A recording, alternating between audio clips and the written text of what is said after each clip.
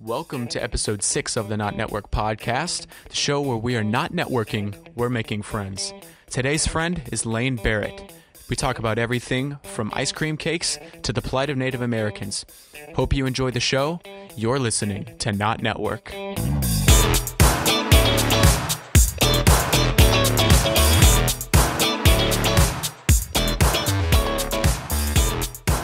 Very rarely do we encounter someone of many talents. A person who is able to use her strengths to do many things. She's a student, an activist, a baker, an entrepreneur, a culinary artist, you could call her. Sure. But most importantly, she's my friend, Lane Barrett. Welcome to the show. Thank you. Welcome. We are, what did we use last episode? Gassed? We're gassed up right now. I'm pretty stoked. We're Pretty gassed up. lit The about stoke it. tank Yeah. is on F right now. I'm lit about it. Pumped. We're lit about it. Not to flex on myself or anything, but I also was in the music program here for a little bit. Oh my! Wait, here At as in UNT. University of North UNT. Texas. Yeah, so there we go. some may not know that the University of North Texas is prestigious for its music. Yeah, it was a Like jazz. country renowned. I'm not even kidding. Yeah, we have the UNT jazz program is a Grammy-winning jazz Best in the program. country. I was a Whoa. jazz vocalist Along at with UNT New York for schools. the first year. I play guitar as well. Oh. Yeah. Okay. So I completely The get That's a jack, hard that. part. the jack of trades, dude. Jack of all of them. I'm I'm gonna start calling you Jack. Yeah, go for it. A woman of many hats. Yeah. I get So, but now you're kind of. What would you describe yourself as if you had to use one title? Oh, jeez. I don't know. I couldn't. I'm You just- couldn't. You still have so many hats. Yeah, I just have so many hats. I don't know. I feel like, honestly, I'm not one of those people who contemplates myself often. Yeah. You know, I just kind of do what I like to do and keep doing those things. And then if I get bored of it or I find something else that I like, I do those things. I just kind of A doer. where the wind blows She's a doer. me. I have You're a a busy grinder. body. That's it, honestly, at the end of busy the day. bee. And that's like why I learned to play guitar. I was bored. I was like, I can't sit here and do nothing. And the Yeah. same thing with baking. I started really, really cracking down on baking. I've cooked my whole life, but I started really, really baking like cakes and like decorating cakes like how I do now, like just Oh yeah. going off on them Oh, yeah. during quarantine because I was so bored. I was like, I bet I could bake a 6-layered cake with fondant, and I was just bored. Saying it's not easy stuff. No, it's not. It's not. And then I was like, I'll do a little baking company. And then I was getting like cake orders every week, cookies ordered every week. And I was like, That's the way to So, go. Nice. it's fun. It's a lot of fun. It's stressful because obviously I don't have like a real place to do it other Yeah. than my house. And it's like, I'm in college. Like I have roommates and all that stuff. Mhm. Yeah. And I have to like figure out the worst order that I've ever had. Not the client. She was great. I adored her and she was super nice, but she wanted an ice cream cake. And Oh. I have never had so much fear in my body. She DM'd me. She was like, "Can you bake an ice cream cake?" Me never having ever baked an ice cream cake. I was like, "Of course, of course I can make an ice cream cake." Wait. Are Do you kidding me? bake an ice cream cake? Well, That's you bake the confusing to me. cake and then you put ice cream in it, essentially. Put So ice the cream. cake has like a hole. So like how Explain I this did real it quick. because she was like, "Can you do an ice cream cake?" And I was like, "No, of course. Never Yeah. have done that in my life." The first answer is always yes to a Yeah. client. I was like, "Yes." And so immediately I was like, "How the fuck am I Uh-huh. gonna do that?" So basically, I just baked 2 cakes, and then once I baked the cakes and cooled them in that same cake pan, I pressed ice cream into it with some saran wrap on it. So it was like a whole, like basically a cake pan of ice cream that I Oh my froze gosh. and then Whoa. took it out of the pan and Oh. then stacked it like that and I then see. did the icing and everything. But the part that I was really sweating on is when people make ice cream cakes, they're in walk-in freezers. They stand in walk-in freezers and they decorate their ice cream cakes because it's gonna melt. Mm-hmm. See, I didn't even think about that until it was melting. No. And I was like, oh no. And then it's too late. Oh no. So I was sitting there icing the outside of it and the ice cream was just leaking down the sides. And then I had to like open up my freezer and put like my tray in there and like try to like in just in a regular freezer. It was really a nightmare. Wow. It worked out great. I was just scared that when she was gonna cut into it, that the ice cream would have been melted into the cake. And I was trying not to be a psycho and be like, oh, of course, I do this all the time, right? So why would I be worried about it? But I was like, have you eaten your cake yet? And she's like, no, not yet. And I was like, okay, well, just let me know when you cut into that. Because in my brain, I was like, if there's not ice cream in the center of that, my career is over. And then she like cut into it and it was perfect. It was beautiful layers. And I was like, thank you so much. Have a good day. But in my mind, I like almost cried of joy that it didn't just melt everywhere. Yeah, good times. I mad respect that you were actually like so stressed about that because like you said, you just kind of like started baking for kind of no reason. Yeah. And you also didn't know how to make an ice cream cake. But because someone came and approached you and wanted you to make something for them, do you think that's kind of what it stems from? You just like want to do something for other people? I've always said that I have a servant's heart. Like all I want to do is just be there for people and help people. And I definitely, one of my like love languages is acts of service, you know? And huge, and I care about people so much. Like it doesn't, I can know you for 2 seconds and I will look you dead in the eyes and be like, I love you. And I'll mean it. I mean that. You're a lover. Yeah. You care a lot. You like care deeply. just the fact that someone would reach out and like if you get to the point, that sounds dramatic, but if you come to the point or the conclusion that you want something enough to where you're going to reach out and go get it, wherever it may be from or whoever it may be from, it means you care about it, you know, and you want that thing, whatever that thing may be. And so when people come to me and they want orders, I know that they care and they want something for whatever it may be. And as someone who just loves food, like I love food, there's literally nothing better than wanting whatever this food may be, you know, like maybe you're having a bad day and all you want is a piece of pie, like whatever. And there's nothing better than being able to have that. And so I just want to give people something that they can enjoy and that they really want. And I want to do it well. I want it to be something that's fun for them and they like to look at it. I don't know. I just think it's cool whenever you get like a fire baked good that's just like beautiful. Oh yeah. And you're like, dang, look at that. I get to eat that. Like, exactly. Yeah, I think it's fun. So I care about it a lot. I care about all of it. I can see that. I really amped up my packaging game. Yes, you did. So we need to talk about this because I would consider myself a regular. Yeah, I would consider you a regular. This is my third. No, that was the so order. me and Jimmy combined the Not Network podcast, you could say, has ordered 3 orders from your biggest supporters. All cookies. Are we your biggest supporter? I have you and this other guy. His name's Raul. He buys cakes. Shout out to Raul. Yeah, Nice. I'm always posting his stuff because he buys cakes from me, like often. Who's bought more? You guys collectively have. He's bought 2 cakes and he wants another one soon. So okay. I'm gonna have to step it up then. No, I think that you guys are doing a great job. Cookies are a lot easier than cakes. Yeah. He ordered. Okay. We'll have to order a cake. We need a cake. I don't know New if Year's cake. Raul is gonna listen to this. Probably not. Maybe I don't know. If I'll post it on my baking page. Oh, so, we're lit. Yeah. So he might watch it, but listen. But he wanted it was the most wild thing I've ever heard in my life. He DM'd me and he was like, hey, can you make a blueberry chocolate cake? I was like, I can. What? Yeah, what? I was like, I absolutely can, but why do you want that? Sounds good. Valid It was, bro, the thing that blew my mind it it was delicious. Really? Yeah, dude. Taste test. Well, yeah, because I have a lot of, like, this is a whole hard truth. Anyone who cares about cooking or baking or whatever it is, taste everything. Taste everything. There should not be a single thing that you put into any ingredient that you have not tasted. You have to season or flavor everything because you can't just slack out on one of those things. So you heard it here, folks. I taste all the things, but I also most of the time I have to level off the cakes, right? Yeah. Like make sure that they're all the same height and you can stack them or whatever. And so you have pieces of cake that are left over. I always leave icing so I can taste it. And then for that, there was a blueberry filling. So I made sure I put them all together and knew what it tasted like before I gave it to someone. That actually does sound kind of good. The more that I think about it, at first I was like, I've never heard of this. I was literally so off put by it. Like I literally was just like, why would you want that? I've never heard of that before. And it is so good. Like the next time I am gonna eat a cake, I will make that one because it was fire. Really? It was so good. Okay. I made a chocolate buttercream for it, so it was nice and it was beautiful, dog. Your cakes are actually very pretty. Thank you. They are pretty looking cakes. The one that I have in my mind, I think it was one of the first ones that you posted, I know that which one you're talking the Oreo about. one? Oh, the Oreo one. Was it Oreo cheesecake or Oreo?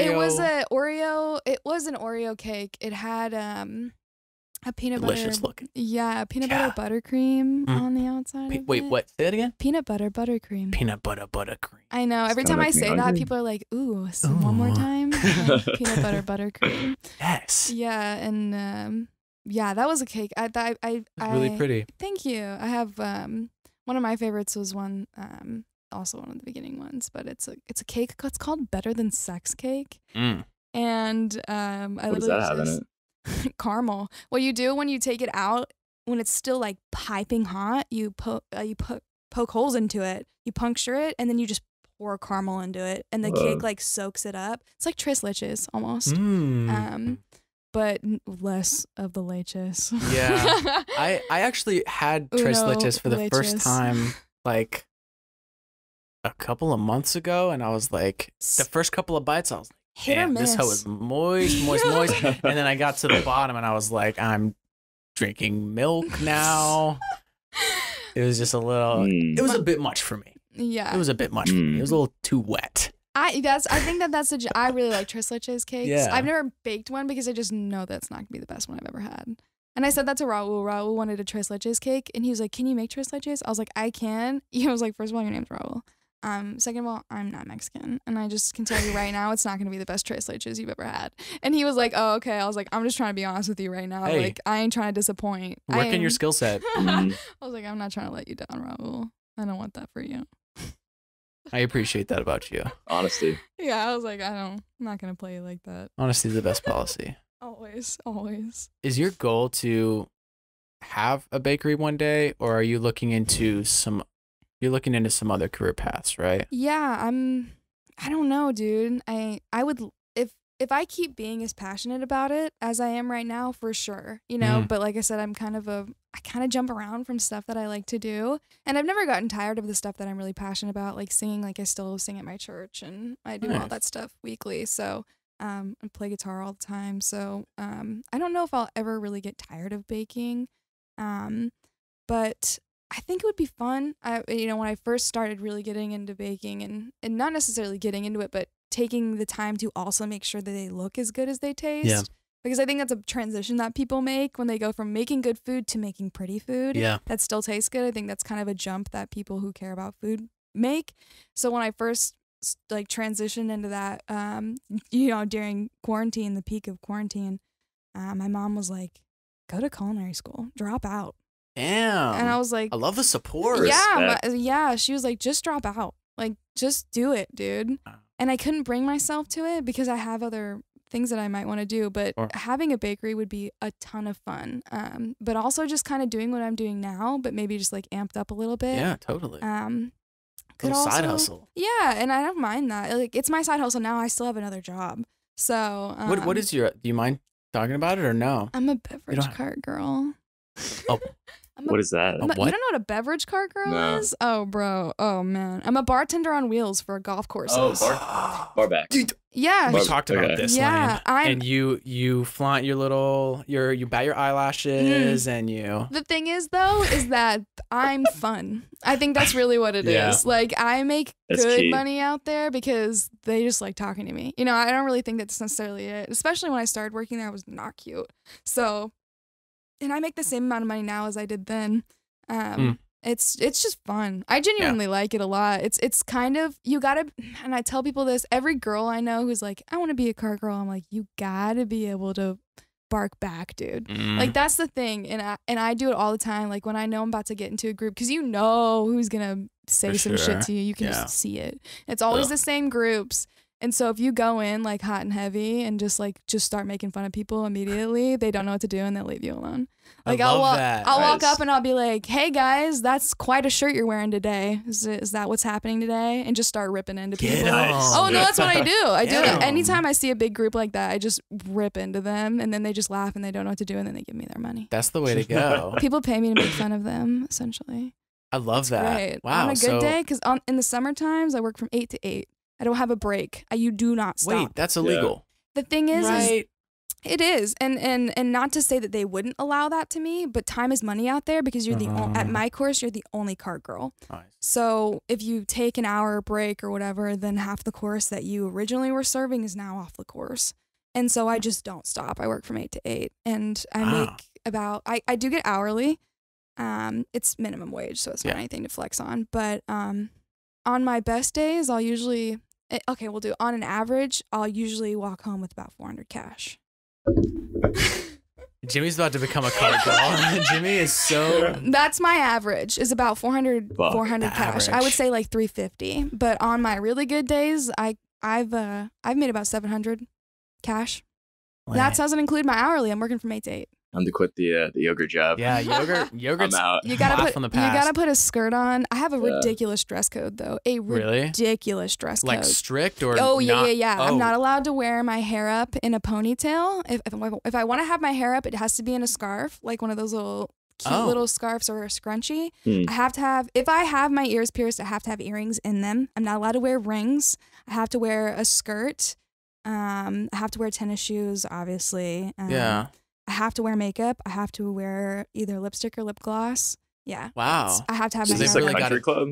It's not actually. It's a public course that I will not name. What's the what do you mean course? Like a golf course? It's a golf course. Oh, okay, gotcha. Yeah, it's a golf course. It's a lot of fun. It's just a lot of work, and you have to be you have to be good at math, which is kind of annoying. Hold up, what? For counting money, and they're giving you. Well, yeah, because it's pretty much all cash, but you'll be making someone 2 mixed drinks. Each shot's $5, and at the same time, because the golfers don't have any awareness of like what your job actually is, and I think that people forget that. Absolutely. Yeah. Because when I get there, I have to stock the whole thing.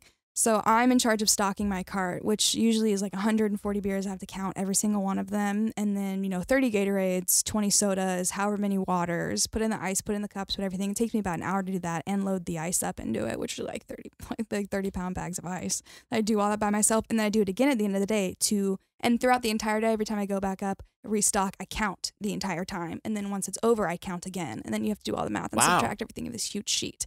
But doing math on the course, like, you're doing a mixed drink, so you're making, one's a double, one's a single, but this one's with Coke and this one's with Gatorade. So that's a whole 2 different sets of money right there. And at the same time, people are in your cart grabbing however many beers. Like this group grabbed 6 beers, this group grabbed 4. You have to remember which one's which, because some beers are worth more than other ones. It's so much math. It is insane. And they're just handing it to you and you're like, oh, who's with who? And it's just so annoying. And they're like, can you hurry up? I'm like, can you not be the word? Can you shut up? Can you shut the fuck up? There you go. Get them. Bro. Smack. It's kind of a lot. It's a lot of fun though. It sucks in the winter. Rip. Yeah. It do be cold. And you got to still wear that skirt? Nah, I get to wear leggings. Oh, thank goodness. But it's got to be leggings. I was about to be sad for you. Yeah, it's got to be like so close. Got to be like nice leggings though. Really? Because I'd pull up with like sweatpants on if they let me. But a girl did that. Oh, dog. One of the girls who used to work with me pulled up in sweatpants and got fired. She pulled up in sweatpants and like scrubs, like a shirt for like scrubs, and she literally got fired. Her hair was in a ponytail. She didn't have makeup on. Like my boss showed up and she was like, she did not care. And literally my boss pulled up and she was like, "What are you wearing?" I was like, "Oh no!" And then she got fired. And then she called me and was crying. I was like, "I'm so sorry." Insert name here. I'm so sorry that happened. Nice. Yeah.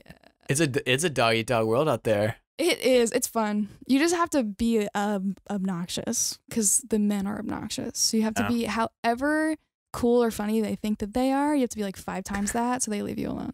I have a question for you guys.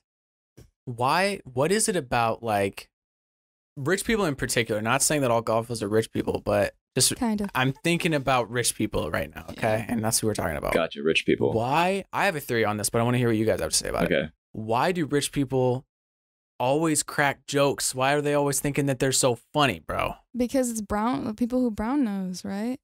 Because everyone in their life has always been like, "Oh, you're so funny, you're so smart." So money, please. So now that they just think that they are, but it works out well for me because my fake laugh, phenomenal. Are you kidding me? Give it to us. Nice. I'm gonna say something funny. Stealing chicken nuggets. Oh my gosh. Oh, I got a story about that. That was a fake laugh. You guys didn't even notice. Yeah, that Oh, was. that's so natural. Oh yeah. Oh. Nice. That really blended Yeah, in. it's really wow. good. But Respect. that's gotten me a lot of money. One time, this guy, he like, came up to me, and I was literally about to get off my shift, and I told him like I'm leaving. Like when I saw him on the last turn, because that's what it's called. They're called turns. Whoa. Lingo. When you go around, because you have to go around the whole. You Gotcha. you drive the golf course backwards, so each time you go all Makes the way sense. around it is a turn. I don't know. So I was like, I don't know. I didn't make it up. I just learned it. Yeah. But I was like on my last turn, I was like, hey, this is it for me. And then he like waited for me up at the front, which was terrifying because that's terrifying when people wait for you. I've had people wait for me at my car. No. Yeah. Inappropriate. Yeah, not okay. I just want to be like, this is my job, right? Like, I don't think you're funny. Like, I did not have a good time with you. Like, I have to get paid to do this. So they're trying to like. Yeah, they try to. let's Oh, link. I get that all the time, constantly. sir. The amount of time that people try to like get my number at work is like ridiculous. But I'm always like, you can leave your number. I know I'm not gonna throw those receipts Yeah, out. I'll leave your number too. Like I will throw the receipt away. But I had a guy wait for me upstairs, and he was like, "Oh, bro, I can't make this up." I was actually on the phone with my friend, and he heard the whole thing. It was so funny. Jimmy's cringe face So right now. so he walks up. This guy walks makes up, me and he was like, uncomfortable, yeah. "Can I get a beer?" And I was like, "Yeah, for sure." And he was drinking like disgusting, like Heineken all day. And so I was like, "Yeah, would Well, you?" strike number one. That's Jimmy's favorite beer, isn't it? It's my favorite beer. You know what? I'll give you a pass. Thanks. But he was like, I was like, okay, yeah, I'll grab you a Heineken. And the Heinekens are $4.50. They're tall boys. And so he was like, hey, what's the most that anyone's ever tipped you? And I laughed and I was like, the most that anyone's ever tipped me was about $50. And that story is a whole other story because that guy asked me, like on the last turn, he was like, how much money do you want? And I laughed and I was like, in my dreams 50, but I'll take 10. And he gave me 50. Hell He yeah. tipped me 50, but the guy was like, what's the biggest tip you've ever gotten? I was like, 50. And he laughed and he went, I'll double it.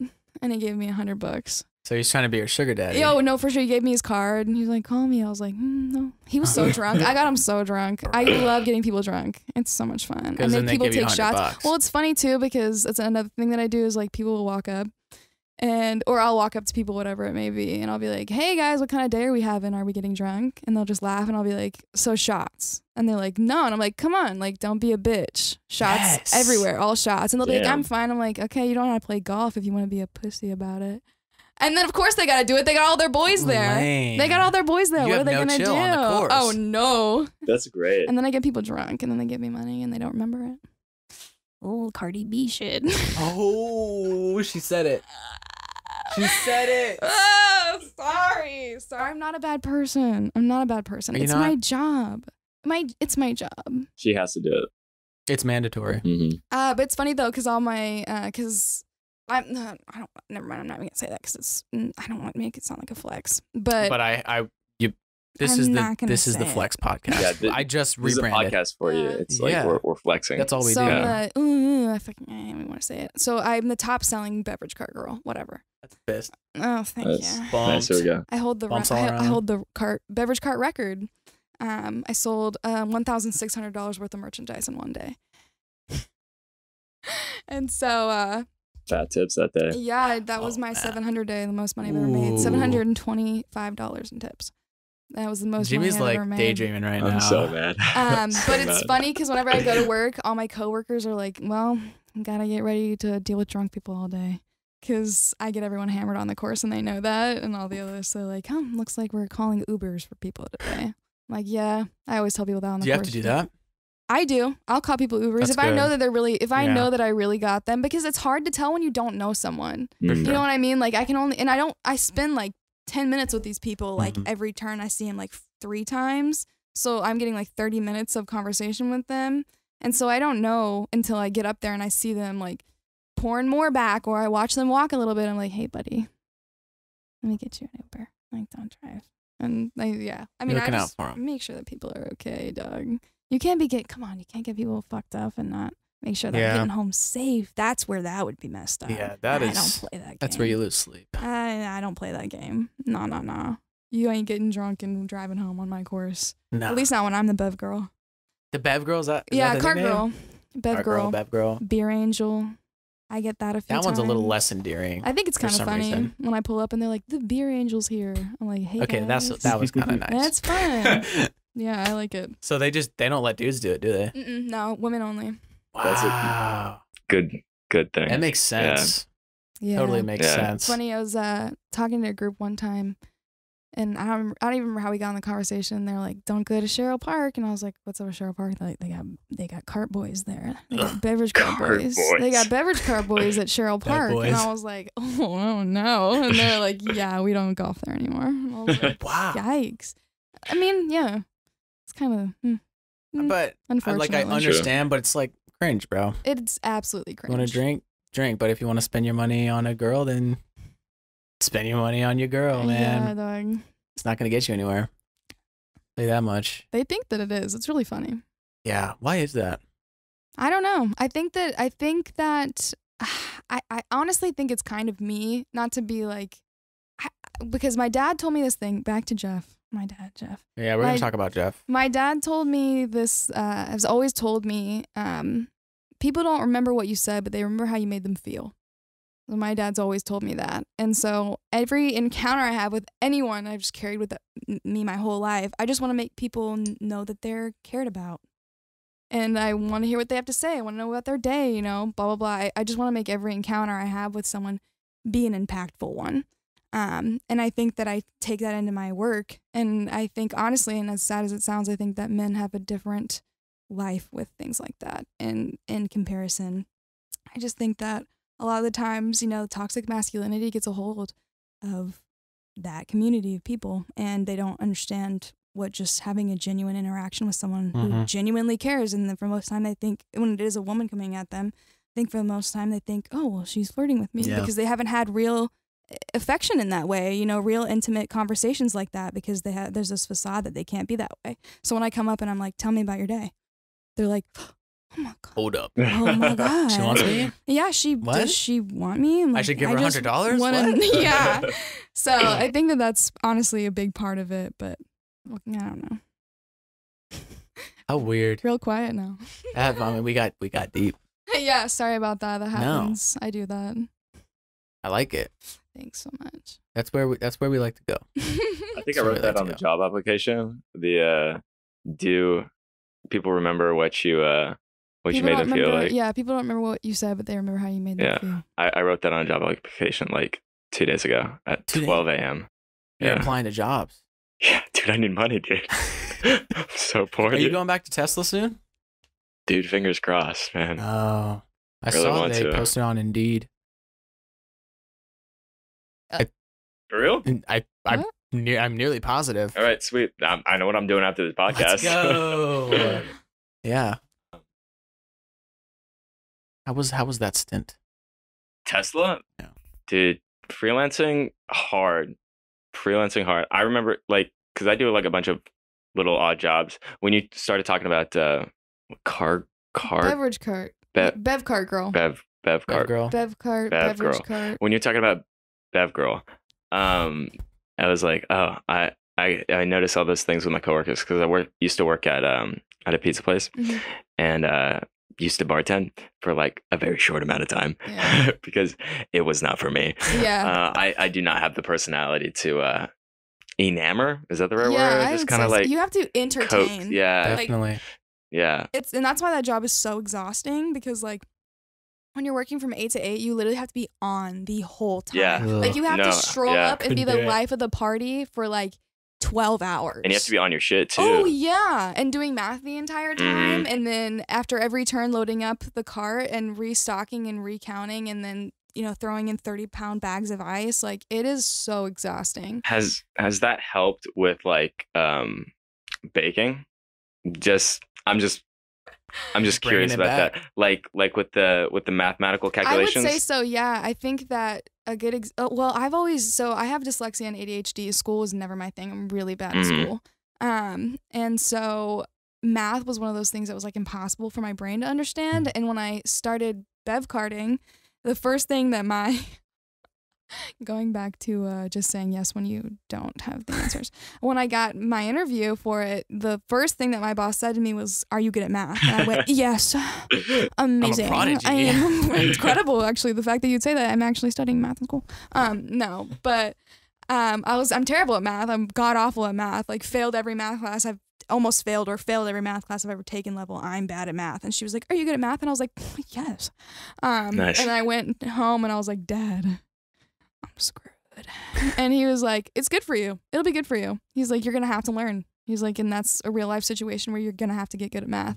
And then I did. And like even today when I was baking these cookies, the recipe that I was looking at was for like a ridiculous amount of cookies. And I was like, I'm not doing that. So it was like 1 1/4 cup. And I was like, I'm just halving everything. And I was able to just go through that recipe list and half all of it like really quickly. And before I would not have been able to do that. I would have had my calculator out, been like typing in all kinds, Googling. Like at least now I can kind of at least grasp like basic math. Before I could have not, if I'm honest. Yeah. We love talking about this here on the Not Network podcast, don't we, Jimmy? How important it is to like diversify yourself and how Diversify. diversify. I love that word. Doing one thing and moving to another thing, like those things can help each other even if they're completely unrelated, like being a bev cart. Bev cart girl. Being a bev cart girl and then baking. Yeah. And doing math. Like none of those make any sense to me, but they help each other. My mind went towards like when baking, you know, you were talking about earlier, like with cooking and stuff, like you always got to try your shit. But like with baking, you mix it all together and you put it in an oven and you don't get to try it no more. So when it comes out, like it's either good done. or it's not. Yeah. So it's like the that's definitely the particulars. terrifying part. And I think another thing too is like baking is a science, dog. Like it really Shout out to science. is. I mean, Shout out like, to science. and I don't even realize how much I absorb when I'm just continuing to learn and watch an ungodly amount of cooking shows and just spend my time consuming everything that I can. But like my roommate, when I was baking these cookies, she walked up and she was like, "Oh, I like how they kind of ripple a little bit." And I was like, "It's because of the butter. It's the amount of butter that's in it and the butter to sugar ratio. It changes the way the cookies look and it changes the way they rise. It changes the way they bake." And like things like that where you just like, I learned that. When did I learn that? It's neat. Yeah, so it's definitely an interesting thing that I've created. Weird, interesting small business, question mark? Yeah. Entrepreneur? Oh yeah, this is big What? business. Entrepreneur, culinary artist. Would you consider it? I would consider it an art, especially the decorating part. I would. Of course, the decorating part, but just like baking in general. I would, yeah, there's a science to it. Like Yeah. I was kind of talking about earlier, just understanding how different things are going to react to each other, how they're going to rise, things like, you know, baking soda, baking powder, sugar, what kind of flour, you know, all that stuff, what kind of butter. Like I knew exactly what those were going to look like because it's vegan butter, you know, like all that stuff. Shout out to vegan butter. Shout out to vegans. Kind of. Yeah, just vegans, whatever. Screw the butter. The vegans that mind their own business. Oh, you've got beef with. That wasn't supposed to be a pun. I have beef with got beef with- some vegans. beef with vegans. Well, because vegans are always coming at the native community. Are they really? Oh my gosh, who knew? yeah. I got to hear about They're this. constantly coming at the native community because, like, even for my family, I don't even remember the last time I've had like beef, like, or things like that because all the food that we have at my house and the stuff that I bring to my house in Denton is stuff from our property. It's free range animals that we take care of and raise and then harvest ourselves. Mhm. And that's the way that we do it. It's just part of, With life. well, yeah, it's just like, that's a part of our culture, you know, Mhm. hunting and the harvest of all of it. And vegans hate that.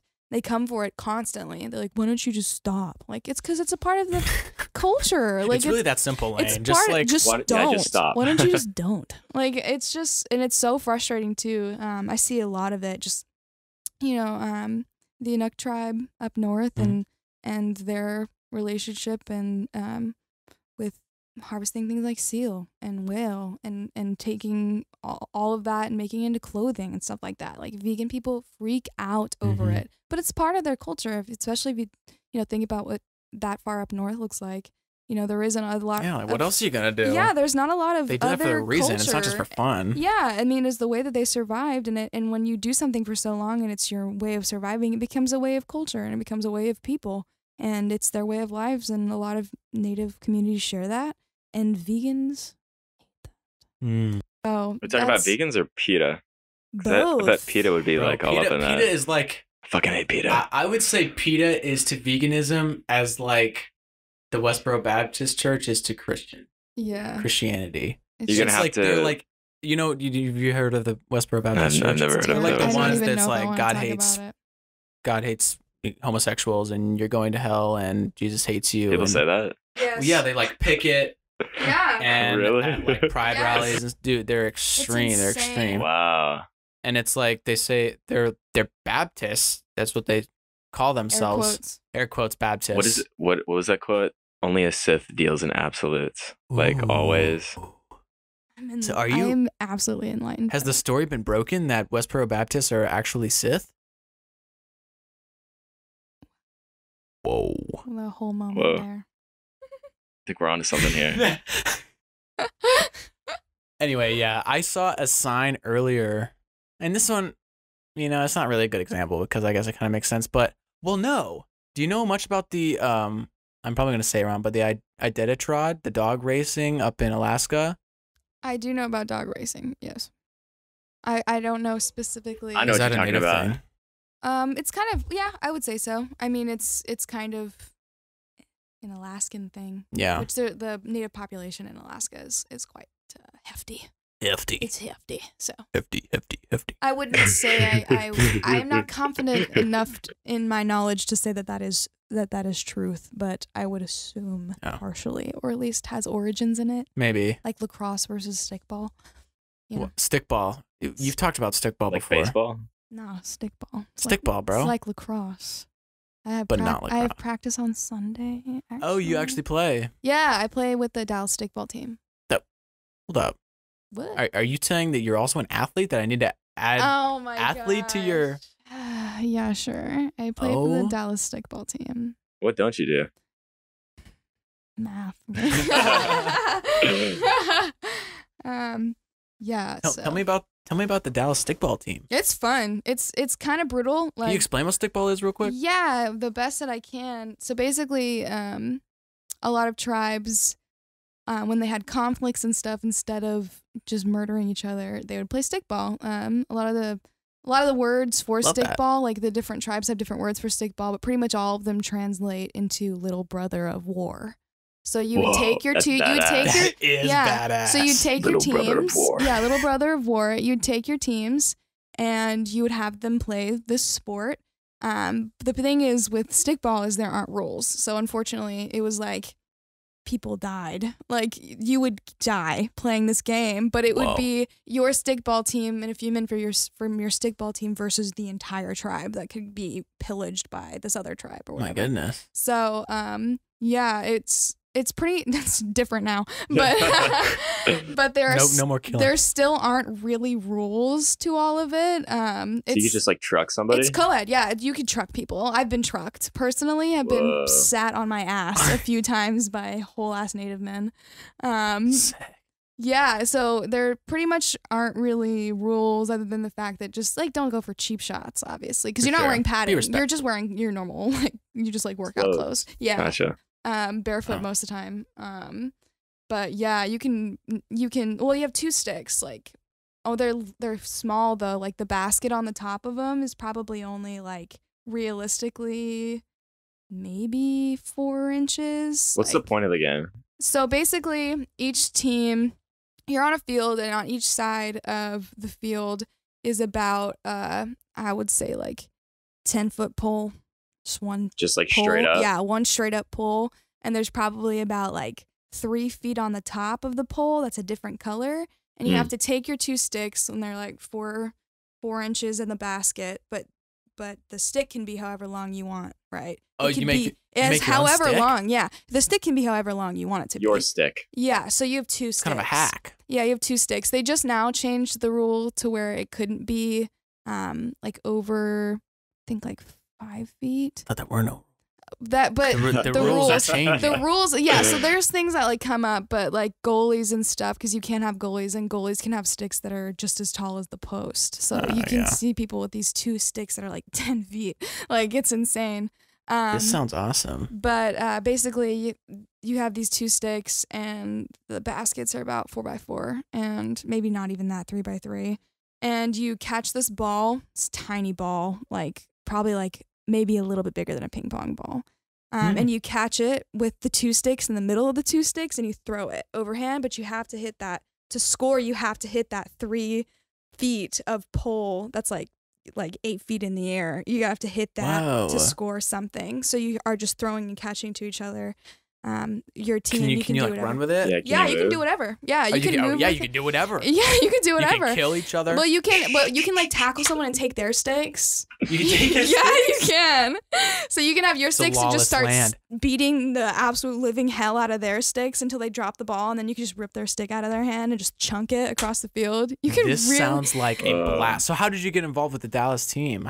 So when we had the Indigenous Peoples Day celebration on campus, do you remember when the Dallas stickball team came for that? Were you there for that celebration? Well, I don't go to school there. Well, you didn't have to. It was an open event. Oh, well, shit. Briley was there. That's the F only reason me. why I said that is She because Briley was there. Yeah. That's funny because she didn't tell me about it. Yeah, we had a huge event. It was Probably 'cause the I'm not native. first. It was the first annual Cringe. Indigenous Peoples Day like celebration that we had, and so we wanted to do it big. So we had like native vendors come out, and we had the Dallas stickball team come out, and it was super fun. We had like our mascot Scrappy like came out and played stickball Shout for out a to little bit. It was Scrappy. so wholesome. But I got out there, and my tribe specifically has like a stickball team, like the Salagi stickball team. Like it's a big deal. And so I've known about stickball, I just never played it. And so I got over there when they were practicing, and I was like, so how do I get involved?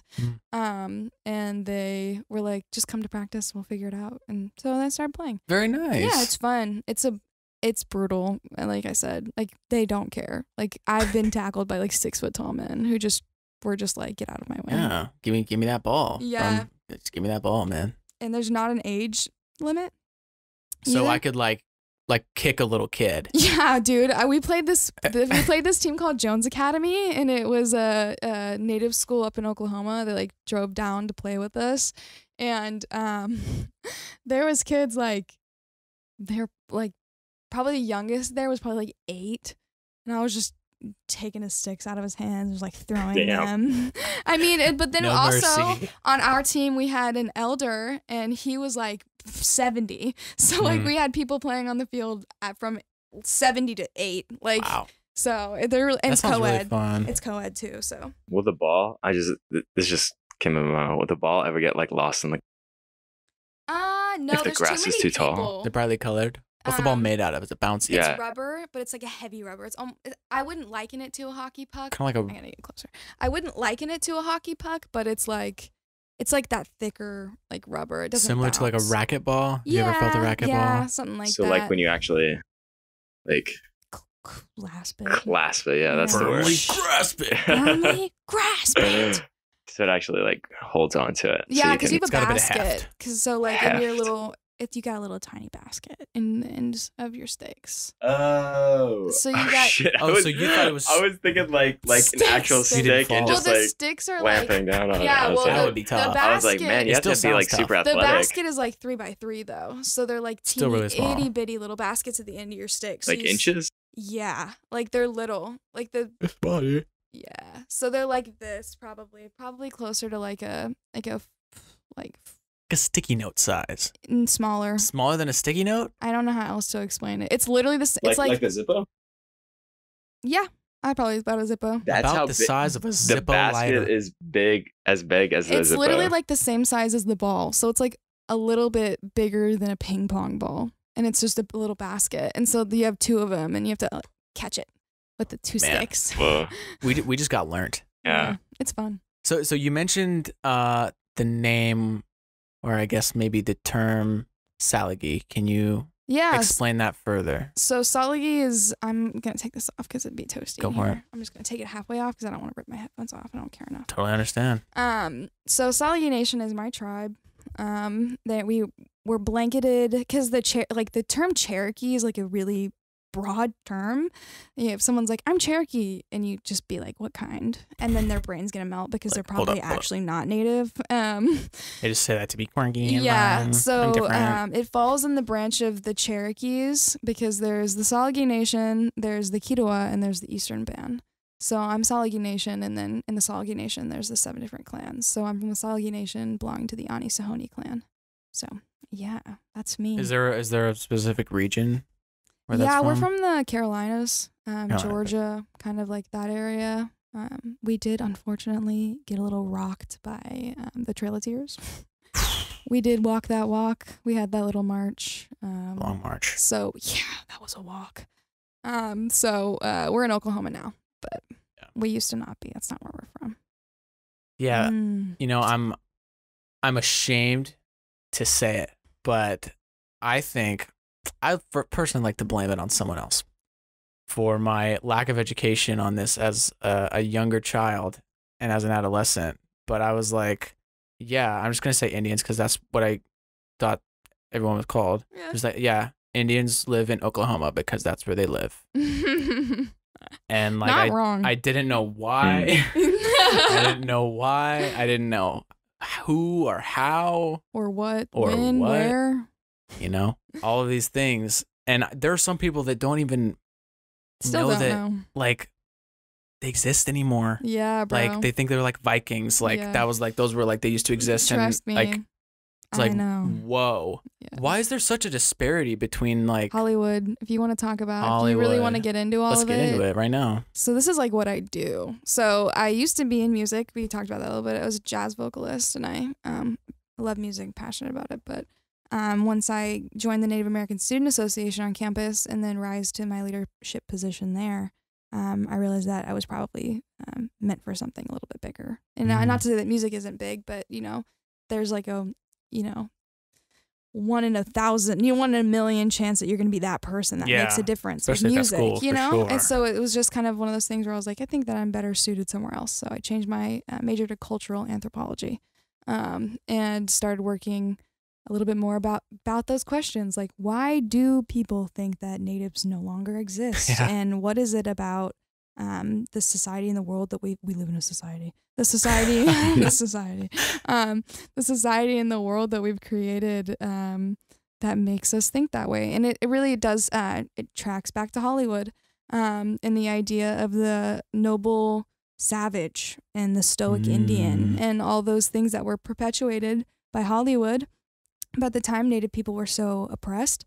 When all these films were coming out, actual representation wasn't an option. You know, being stuck on reservations and the cycle of poverty was still hitting really hard. And for the most part, oppressive laws, things like voting and, Native boarding schools didn't shut down completely until 1972. Yeah. It was the last boarding school shut down. So there wasn't an option for Native people to rise up and be like, hey, I don't think how you're depicting me in these movies is appropriate or correct. It was just a perpetuated stereotype that lived on film. And because there wasn't any opportunity for Native people to educate and rise up and be a voice for themselves, Hollywood was left to do that. But Hollywood didn't know anything. Exactly. And then came the image of the, noble savage. The noble savage. And from there is where we get everything stuck in the movies and Tonto and mascots and Halloween costumes. Yeah, all of that. The Lone Ranger. That movie was not that long ago, And Johnny. Johnny. Do you know about this, Jimmy? I know about the Lone Ranger. I don't know who Johnny is. Johnny Depp. The Johnny. Johnny Depp?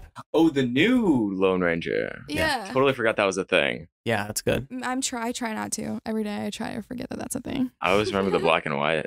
Yeah. But it's things like that. And just Native people were behind on getting rights for themselves, you know? It was just, and once again, like I said, reservations and the cycle of poverty just prevents people from being able to, get on platforms where their voices are heard. And so Native people have a long, journey to go. We're just now picking ourselves back up from the ashes, which is why you're hearing things now, because we've finally broken, generations and generations of oppression, and we're finally getting ourselves to a point where we can be like, yeah, like I know I'm here.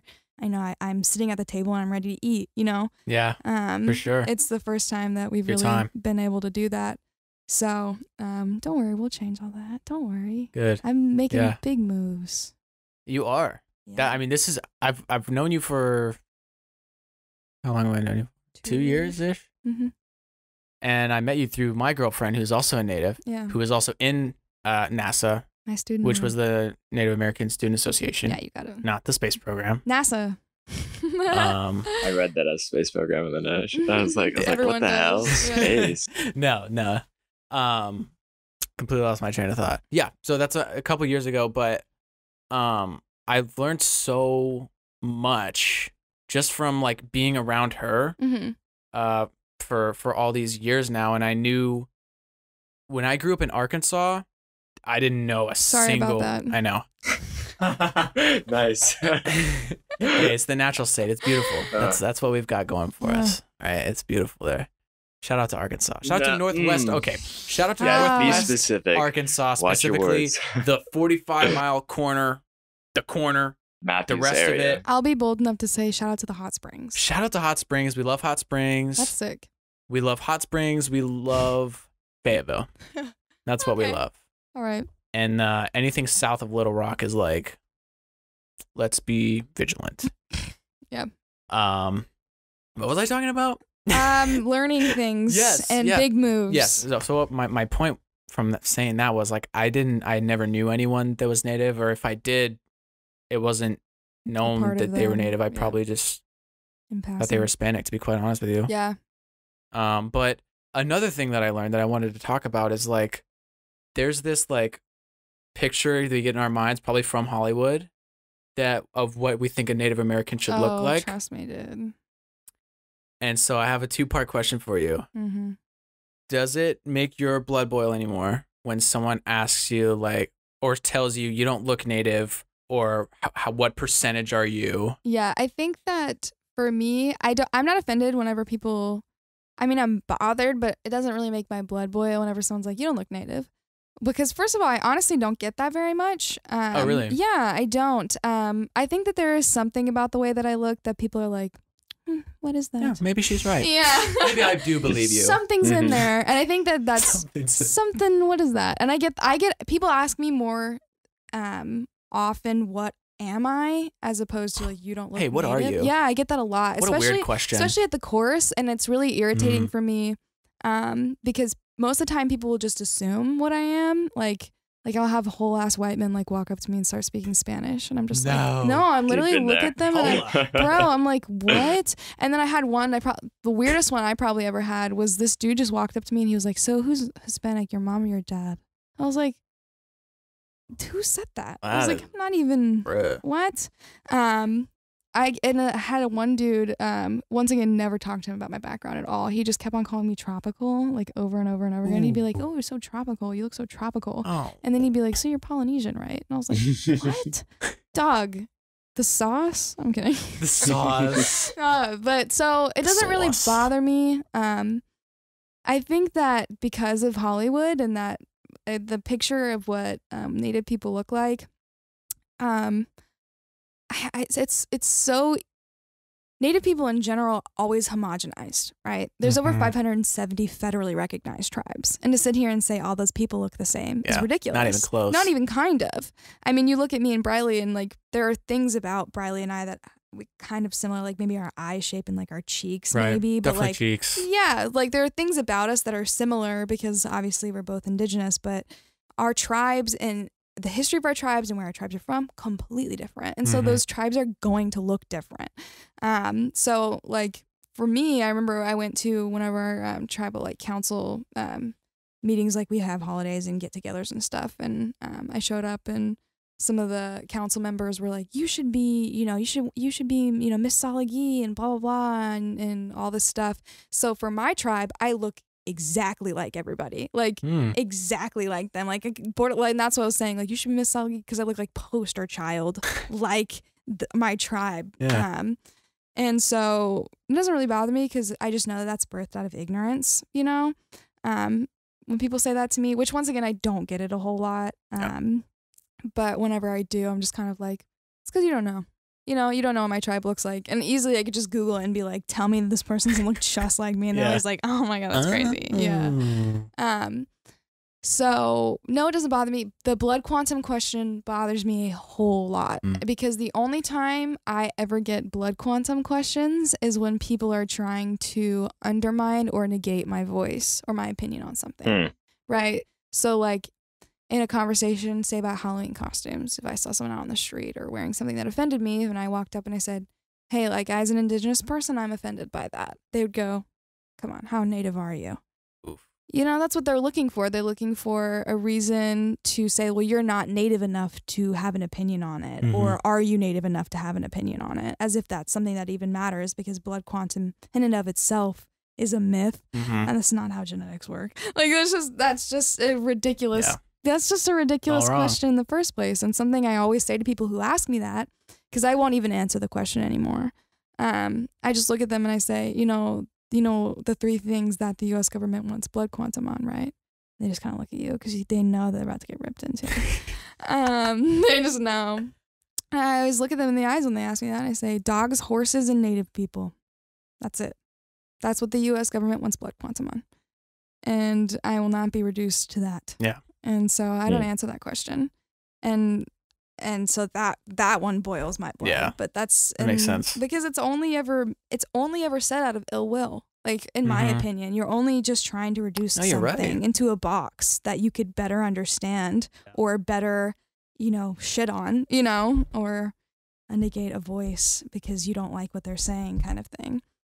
But you don't look Native, and those comments don't really bother me. I don't really get them a whole lot anyways. But if I do, I'm just kind of like, I don't look like, maybe I don't, because a lot, in my personal experience, a lot of the like stereotypical images of Native people are usually Navajo, or Dene. Yeah. And I'm like, well, it's because you're probably familiar with what Dene people look like, or Navajo people look like, and I don't look Dene or Navajo. I'm not, so I don't look like them. So that's pretty much my response to that. But that's a great response. Thank you. I appreciate that. So, back to these cookies. The cookies. You brought me some cookies. I did bring you some cookies. And I would like to do a live reaction to the cinnamon sugar. I haven't even unboxed them, so here we go. Live in action. Wow. Okay, so I would just like to flex for you real quick. First of all, shout out to not having COVID anymore because I can actually smell these, and I opened the box. Yes, and I can smell the cinnamon. I can sense the sugar. I'm just saying, look at that golden brown. Look at that golden brown. I'm gonna pick one up. Do you dare me? I dare you. Wow. The bottom of those babies? Wow. Oh. Are you kidding me? Oh, yeah. I mean, it's like, you see that? It's a golden brown. I burnt the fuck out of a batch of cookies that I was supposed to make you, like I was supposed to send you, and I had to start all over. I burnt the fuck out of the bottom of them. I was so upset. I made started over? Oh, exactly. Fuck. Am I going to bring those to you? You're going to turn that bitch over and see a crispy bottom? Not in my house. It's the dedication for me. I literally pulled them out of the oven and I flipped them over and I was like, fuck me. And I just started over. I was like, fuck, what a rip. I pushed Hershey Kisses in those and made my roommates eat them. So it worked out anyways for them at least. Take a bite, dog. I'm going to. And I'd like to add that these were a completely and utterly fair deal. Yeah, 15 cookies. You gave me 15 cookies for $12. Yeah. Less than $1 per cookie. Yeah. And these are legitimately sized cookies. Yeah, I'm not trying to jip you. So here we go. Going in. Oh, you're kidding. ASMR. You're killing me. Oh. Cookie ASMR. Oh. Get that mouth closer to that mic. Let's hear it. Get that bite again. Let's listen. We'll be quiet. Oh, yeah. Honestly, delicious. Thank you so much. Lane. Vegan butter. You did a fantastic job. Vegan unsalted butter. I went to 3 different stores to find Try one, Jimmy. Yeah. Half it with Lane. You deserve one. You deserve half of one. Thank you so Here we go. much. We'll do it at the same time. Cheers.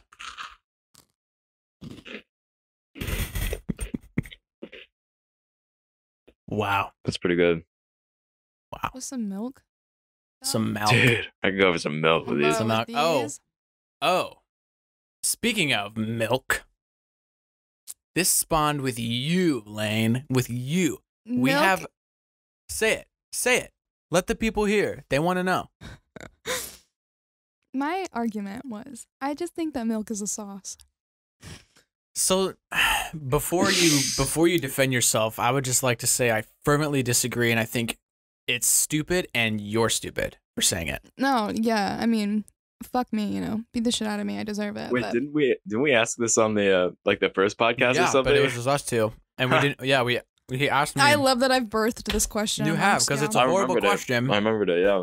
And I said, I think I said in the podcast, some people think that it's a sauce, and Milk is a sauce. by saying some people, I was only referring to you, and in the lowliest of meanings.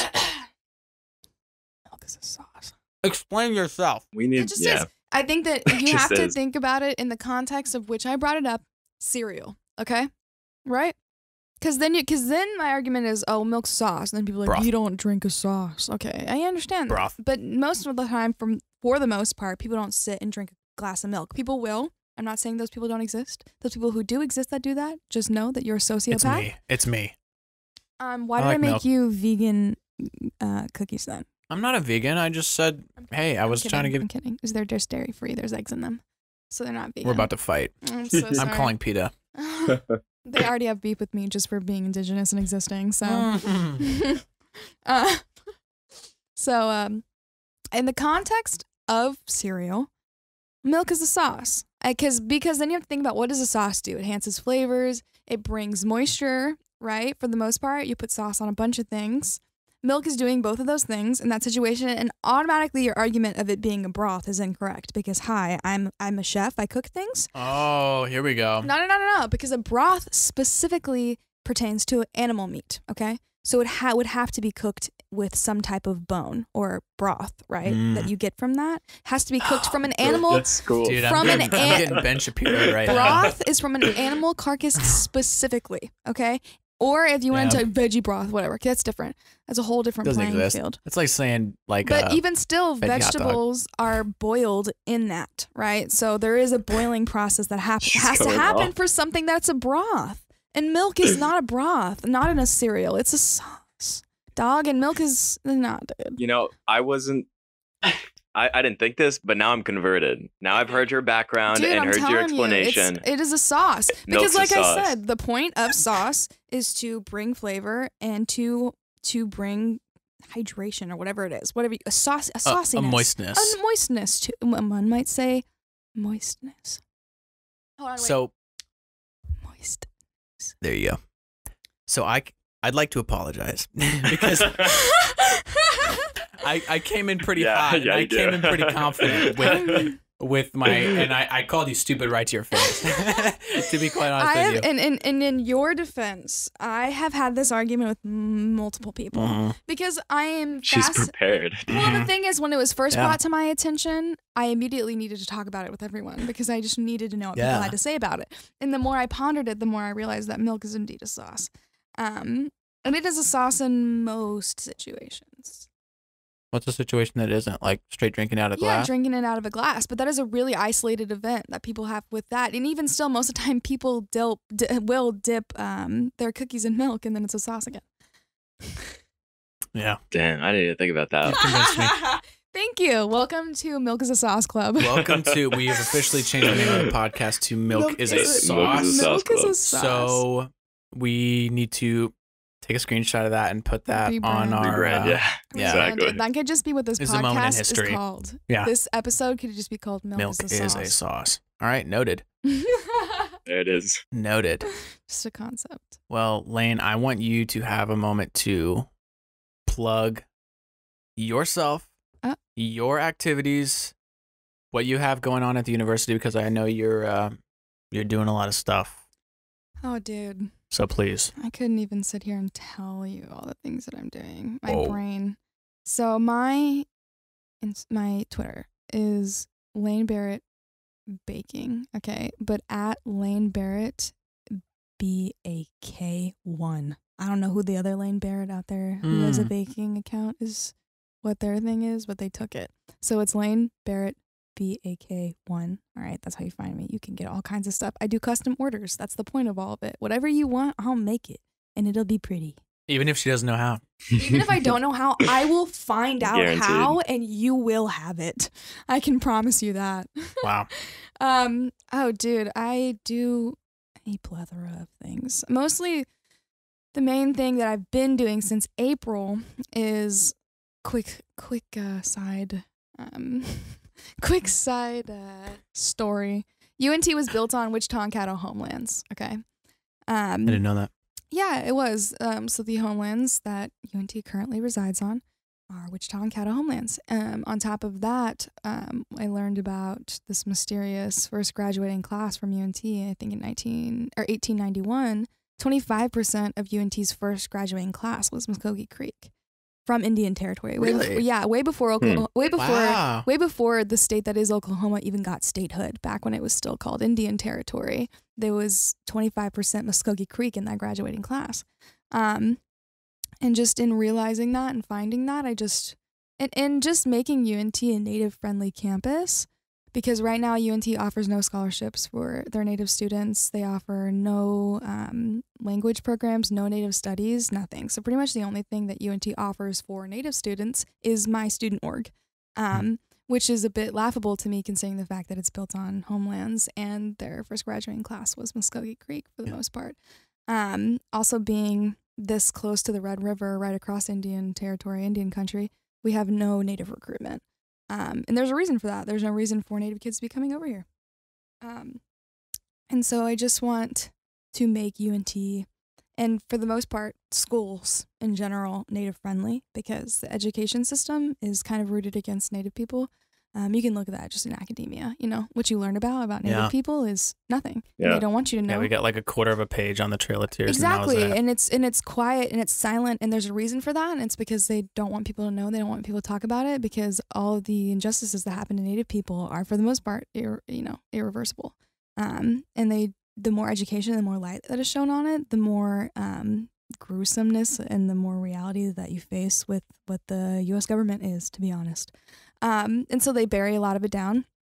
And so what I want to do with my degree in cultural anthropology is work in the American Indian Bureau with the U.S. government to do education reform specifically, and making campuses, any campus, high schools, elementary schools. I want to get rid of the stupid Thanksgiving dressing up as natives and pilgrims thing. I want to get rid of all of that and make it a safe place for Native kids, because right now Native dropout rate is 2 times above the national average. You know, Native kids aren't going to school because it's not a safe place for them. They don't feel welcomed.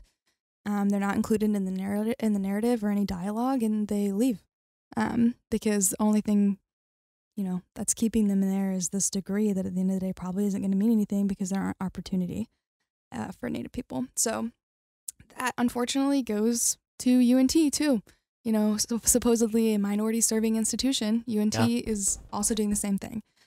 So in April, I started working on getting a permanent land acknowledgement built on campus for the Wichita and Caddo people, and just kind of a homage to all the Native kids that have been there, including that Muskogee Creek class, and all the Native kids that are there now, and every Native kid that would walk through UNT campus from then on forward. So in April, I started working with a class on campus called Art in Public, and it's a high-level sculpting class, and I reached out, the professor actually reached out to me because I was trying to figure out, I went through the art department, and I was like, this is what I want to do. I need someone that's going to help me. And so Alicia Edgert, shout out to Alicia. Shout out to Alicia. She is the professor of that class, and she reached out and she was like, let's do this together.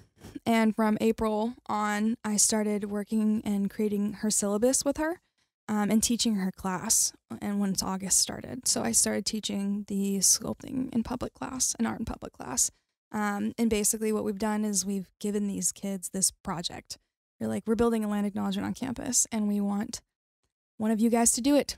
And this is all the information that I have. We did lectures over, the Muskogee Creek class, the Wichita and Caddo people, the Native community, all this stuff. We just had lecture and lecture and lecture, and they absorbed all that information. And they started creating these pieces of art. And then from there, they presented me with their projects. I got to go there in person, which is really crazy because of COVID and everything. In person, I got to see their models of what these sculptures were going to look like. And then on December 3rd, I picked my 3 finalists. And then from the 3 finalists, we're going to continue on in the process and select a finalist, but we're going to have the Muskogee Creek people involved on selecting that finalist and talking to those people of exactly what they want it to look like. But I didn't get approved, actually, of the land acknowledgement until October. So I started the project. Congratulations. Thank you. So I started the project in April, but wasn't approved until October because I was collecting signatures and letters and backing and funding and trying to figure out how I was going to convince the president of this university to let me build something. Yeah. That's a really big like a deal. lot of work. Yeah, it's been a lot, getting in contact with, the art and public department at UNT. Yes, there's an art and public department. You can't build anything or sculpt anything or do anything on campus without them there or CVAD there or blah, blah, blah. So I talked to the president of the university and I was like, look, dude, this is our website. This is what we did. This is our timeline of what this looks like because we had created a whole page of why we wanted to do it, what our goal was, all the letters of backing. I mean, we had UNT Pride was backing us, the anthropology department was backing us, the archaeology department, all these letters. You could just click on the page and open these people's letters of being like, what's that website called?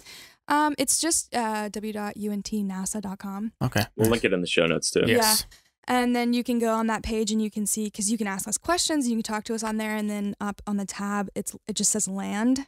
And then it'll talk about UNT's land and what we're doing with it there. And so then in October, I was like, listen, Neil, Mr. President, can I build this land acknowledgement on your campus?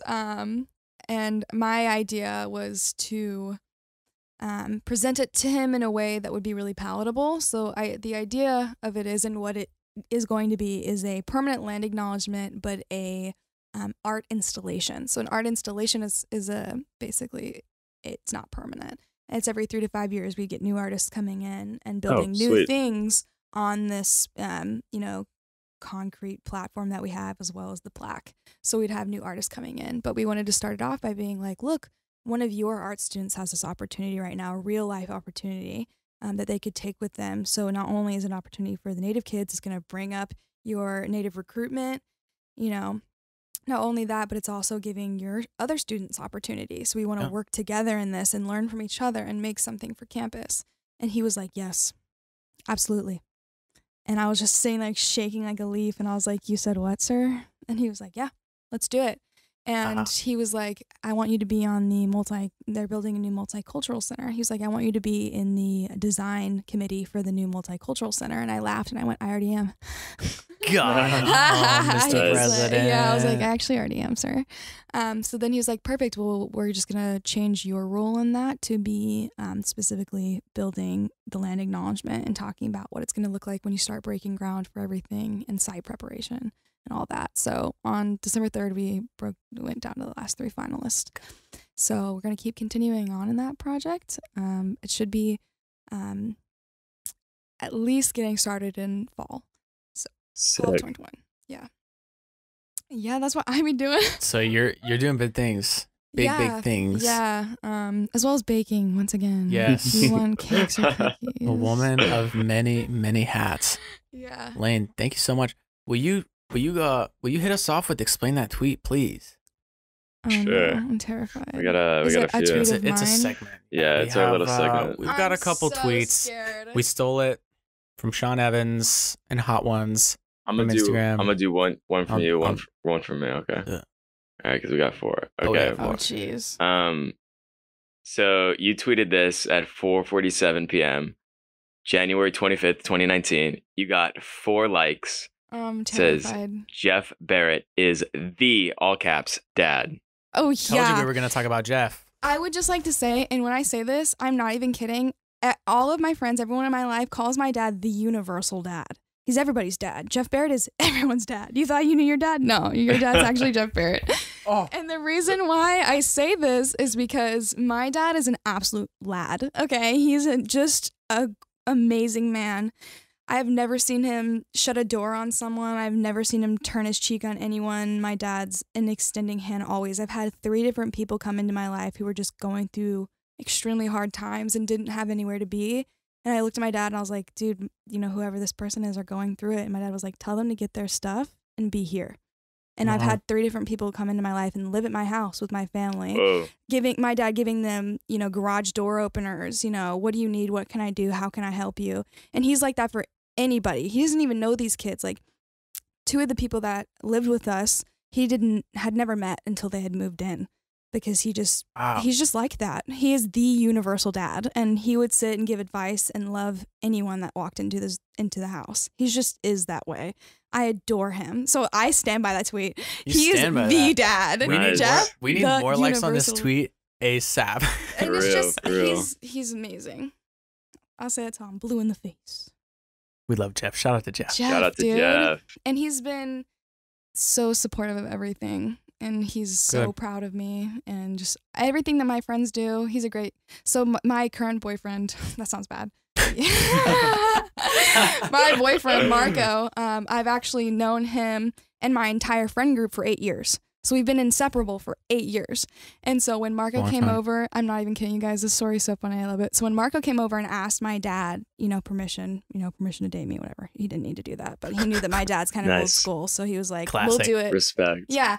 So he came over and asked my dad, and they were sitting outside. I'm not even kidding, because everyone knows the one rule is don't date squad. Like, you can't date within your friend group. You're going to mess it all up. And we had all been friends for 8 years. Like, inseparable. I'd never even, and when I say that, I mean we did everything together, like everything, and still do. I basically live at their house. And so when Marco came over and he was like, hey, Mr. Barrett, I want to date your daughter. And my dad looked at him in the face and he said, what does this mean for squad, though? Like, he said that. Jeff's looking out for the He's looking out for the squad, dude. He literally said, but what does this mean for the friend group? Like, my dad was fully prepared to tell this man no purely because of the friend group. Like, he's just the dad. He just is great. That's sick. Yeah, he's iconic for sure. And then he compared the friend group to when my parents started dating. They decided to get a dog together. And Big move. Yeah. They had been dating seriously, obviously, for a bit. But they were like, sounds like it worked out. Yeah, well, they were like, yeah, yeah, you're right. But literally, they were talking about everything because my dad's like, was very serious. He's like, what does this mean for squad? Like, what's going on with the friend group? And Marco was like, that's a nerve-wracking question. Of course, whenever you ask this girl, like, dad for permission, you don't expect squad to be brought up into that. So Marco's like, and my dad goes, look, when me and Mary started dating and getting serious, we decided that we were going to get a dog. And he goes, and the squad is like the dog. When things go down, he goes, and when things go down, if things go down, you have to be prepared on who's going to get squad, who's going to get the dog. He's like, this is what we need to talk about, because no matter what, someone's going to have to get the dog. Someone's going to have to get squad. And he literally sat down and broke this whole thing down. I love my dad. My mouth is agape. That is ridiculous, dude. That's pretty sick. Jeff didn't ask what are your intentions, my daughter. Yeah. Jeff wanted to know what are your intentions with squad. Yeah. Sick. All right, the second one is I hate you Thursdays. You are the worst of me.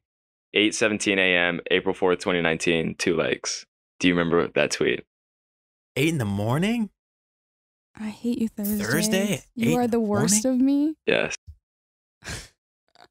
It sounds like something I'd say. If only dude, I'm trying to remember. 2019. We got 2 others too, so we can move on. I'm probably assuming. I'm assuming that it probably had something to do with a class of mine, because if that was in 2019, April 2019. April 4th. Does it make a difference?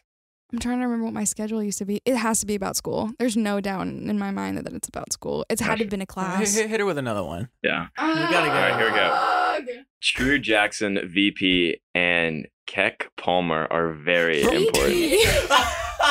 Did I say that wrong? Kiki Palmer. Keck. I can't even say it. Can we get I can't say it. Can we please get a shout out to Keck Palmer? Oh my gosh. My Please bad. finish the tweet. That's it. Just Trudex VP and Kiki Palmer. Are very important. They are. That show shaped my life. It was a funny tweet. It was like an inside joke between me and my friend, but also it was the first, I can't remember if it was Nickelodeon or Disney. It was Nick. It was Nick, yeah. It was the first Nickelodeon show to have a black star. So Kiki Palmer, she's black. And her role in this show was the vice president of a design company, and she was a young black woman, and it was revolutionary in my mind because me and my childhood best friend Gabby, and Gabby was also black. We would just sit and watch the show all the time, and it was just like the most amazing show for us. But also, it was just kind of groundbreaking in a way, like to have this young black woman be this vice president of this company, and it was just for like clothing or whatever it was, but that was the first time Nickelodeon had ever done anything like that. It was like the first show to ever do anything like that, and so they are very important. I love Kiki Palmer. Keck. Keck. Shout out to Keck. I can't do it. Just the fact that you actually said that out loud blows my mind. Like, it's fine to not know who Kiki don't Palmer know who is. Kiki Palmer. No, Like, that's not okay. You have to know who Kiki Palmer is. It's okay. Kiki. But to say Keck and think that that's okay. Well, no, like as a name. Keck's like as a name. Yeah. I didn't even actually read the whole tweet Kiki Palmer before. Kiki. But dude, that show is amazing, dude. So it's a show. It's a TV what's it show. called? True Jackson VP. Gotcha. That's why that name is in the tweet. Yeah, True Jackson VP. The star was Kiki Palmer. Gotcha. Who was her co-star? Some weirdo. I don't remember. It was so great because her best friend in the show was Asian. So it was just kind of like, it was so cool. I loved that show. It was Shout so out to True cool. Jackson VP, man. Dude, Kiki Palmer. Wait, what about Corey in the House? Oh, that was Disney. That was Disney, but it was also he was not. He was the president. Also, yes, but it was also not a young black woman because you have to talk about women's roles in a lot of media. So that you gotta think about that. Black women specifically are very, that's just unfortunate. It's a can of worms right there. Black women are very, have to deal with all that. I feel so bad. That's just terrible. Why are people racist? Continue on. That's a great question. We have one more tweet. I'm so curious. What y'all felt was just to bring up into this. Gotcha. Well, I was thinking of a segue for this, but this is a quote from your friend Georgia. Damn. You don't know any names. That's a state, dude. It says, dude, if somebody held a gun to my head and told me to spell restaurant, I'd be dead. Quoted by Laney. Yeah, I can't spell. I'm dyslexic. I'm so dyslexic, and I can't remember what we were talking about. I'm very, very, very dyslexic. I'm one of those people that if I didn't have autocorrect, you would not be able. I spell things so wrong. Autocorrect on my phone doesn't know what I'm trying to say, and like my computer, like I'm on Google Docs, and it's like, what? And I'm like, dude, I don't know. I'm trying to help. I have no idea. I cannot spell. Because whenever you're diagnosed with dyslexia when you're really, really young, you're taught to just sound things out and hope for the best for the most part, because our brains just don't work like that. Mm-hmm. And so I just sound things out, but the English language is garbage, and there's like silent P's and like all this bullshit. And I can't remember what we were talking about exactly, but I was just talking about the fact that I can't spell anything. And I was like, dead ass, if someone told me to spell restaurant right now, had a gun to my head and told me spell restaurant. You couldn't do it. I would be fucked. They would shoot me. I couldn't do it. I would just look at them and be like, R-E-S-T-R. Keep going. A-U-N-T. Yeah, you messed up a little bit ago. That's not good. You would be dead. I would be dead. Yeah, right. I would be dead. I would be dead. Nice. I don't even think I Plausible. could even, like the other day, I was like sitting at my computer for so long, and I was like, how do you spell professor? I'm in college, dude. I'm a junior in college. Hey, we've all got our things. Mhm. Jimmy says keck. You can't spell restaurant. And Nice. I got destroyed. Ben Shapiro destroyed by you about the sauce argument. So I think we're a pretty full group of problems. of problems. Restaurant is a hard word. Fuck the It's English tough. language. It's tough. But Lane, thank you for completely making this episode just Stellar. Mwah, chef's kiss. Chef's kiss. You have to do the chef's kiss because Are you ready? Yeah. Chef's kiss. we've been blessed. A whole chef's kiss. Lane, thank you. No, thank you. Thanks. Yeah. I appreciate you guys. It was a blast. A blast. I talk way too much, and I just am Well, that's the point of a more aware of that. You're a guest. What are you talking about? That's our content. Yeah, that's literally our guest talking the whole time. We don't want to talk. Don't shut up. So perfect for you guys. Yeah, we got plenty. Mhm. So It's fun. hope you enjoyed. I had a great time. Hope that the listeners enjoyed. I hope you, listener, enjoyed. Please join us next time. Everything will be linked in the show notes, so check out everything that Lane's doing. Bakery, her NASA stuff, not the space program. Everything. We Are Not Network. Have a great evening. We're not networking. We're making friends. Oh wow, your own podcast. Yeah, but it's just like it didn't feel right. Gotcha. Didn't Okay. feel right. No, go with the Alright. flow. Anyways, bye. Hey everyone, thanks for listening to the podcast. Hope you enjoyed the fun stories that Lane brought with her. If you missed where to find her, we have literally everything linked in the show notes. Go check it out. If you have any comments or want to connect, hit us up on Twitter. And don't forget, we're not networking, we're making friends.